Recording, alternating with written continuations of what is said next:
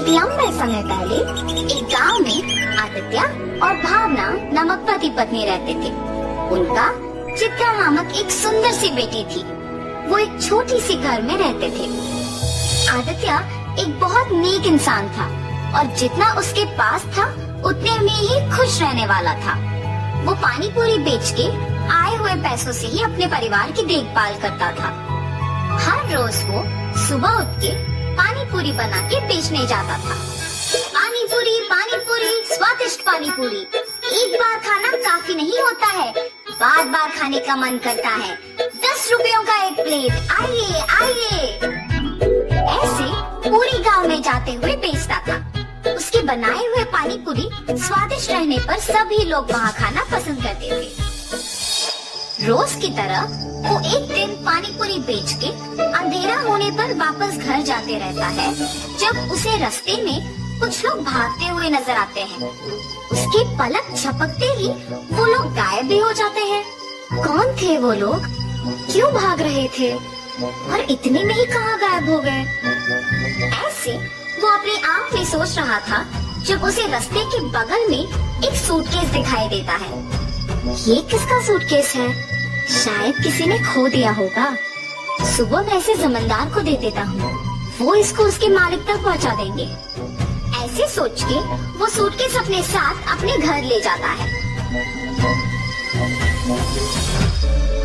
आदित्य की पत्नी उस सूटकेस को देख पूछती है, ये किसका सूटकेस है जी? मुझे नहीं पता, आते समय रास्ते में मिला था मुझे। क्या है सूटकेस में? नहीं, मुझे नहीं पता, मैंने देखा ही नहीं। अच्छा, तो फिर रुकिए, मैं पहले ये देखती हूँ कि इसमें है क्या। और ऐसे सूटकेस खोलती है। सुनिए, इधर आके देखिए तो कि इसमें है क्या। हाँ, क्या है? पास आके देखने पर वो सूटकेस हीरे, मोती और सोने से भरा हुआ था। देखा आपने, कितने हीरे, कितना सोना है इसमें।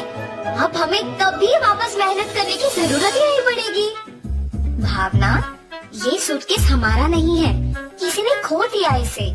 कल सुबह इसे जमींदार के हवाले करने इसे लेके आया हूँ।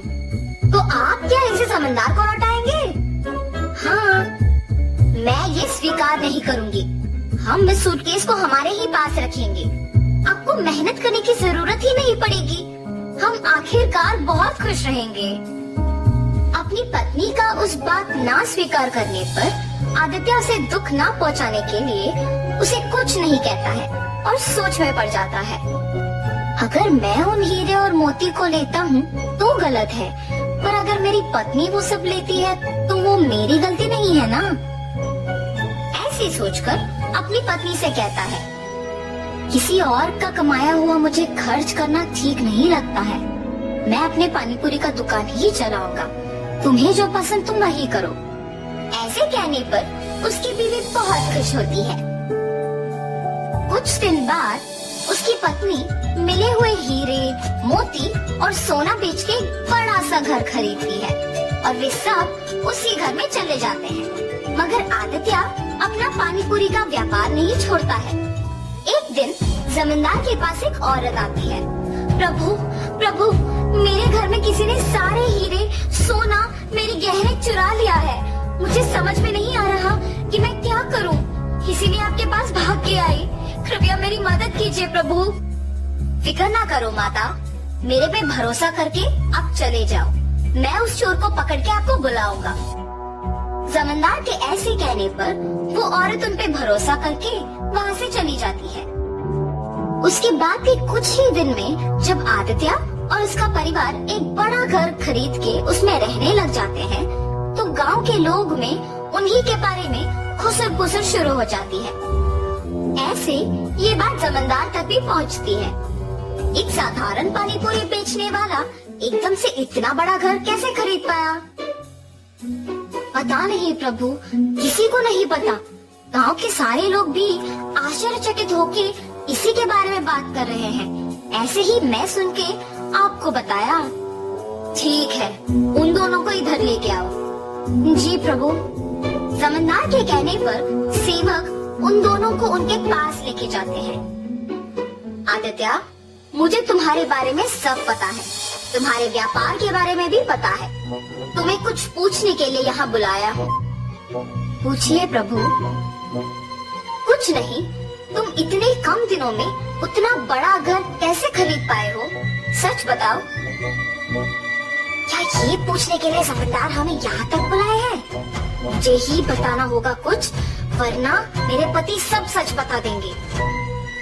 मेरे पति का कमाया हुआ पैसा हम बचा बचा के ये घर खरीद पाए हैं प्रभु।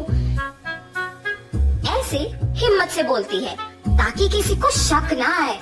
माता, आप पे कोई इल्जाम लगाने के लिए मैं आप लोगों को यहाँ नहीं बुलाया हूँ।